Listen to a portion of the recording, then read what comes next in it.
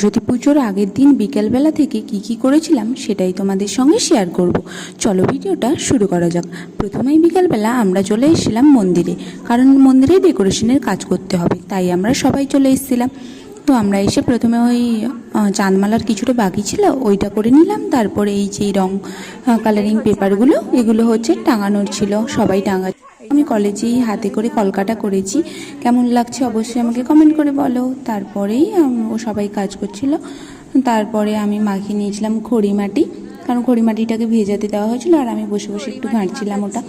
তারপরে হচ্ছে এইরকম একটা আউটলাইন দেওয়া হয়েছিল, এটা হচ্ছে আলপনা দেওয়া হবে তার জন্য। তো সেইটার জন্য প্রিপারেশন আমরা নিচ্ছিলাম। তারপরে হচ্ছে সবাই সেখানে সেই কাগজগুলো টাঙাচ্ছিল, তো আমি সেখানে গিয়ে একটু ভিডিও বানিয়ে নিলাম। তারপরে আমরা বসে পড়লাম রঙ্গোলি দিতে, রঙ্গোলি নয়, আলপনা দিতে। তো আলপনাটা কেমন লাগছে অবশ্যই আমাকে কমেন্ট করে বলো। তারপরে আমরা অনেক মজা করেছি, সত্যি অনেক মজা করেছি, কারণ এইভাবে কখনো আমরা কাজ করিনি, কারণ আমরা তো সবে থার্ড ইয়ার হয়েছি, তার জন্য। তো থার্ড ইয়ার মানে আমাদেরই সব দায়িত্ব, তো তার জন্য আমরা সবাই মিলে অনেক অনেক মজা করেছিলাম। তারপরে এই যে আমি দেখাচ্ছিলাম, দেখো এগুলো হচ্ছে আমরা করিনি, এগুলো ফার্স্ট মানে সেকেন্ড ইয়ারের মেয়েরা করেছে। তারপরে আমি একটু ভিডিও বানিয়ে নিয়েছিলাম।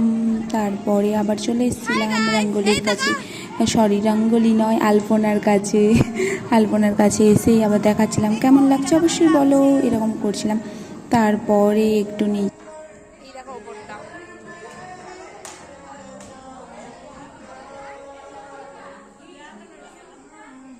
তোমাদের সরস্বতী পুজো কেমন কাটছে অবশ্যই আমাকে কমেন্ট করে জানাবে। হ্যাঁ, চলো আরো দেখাচ্ছি।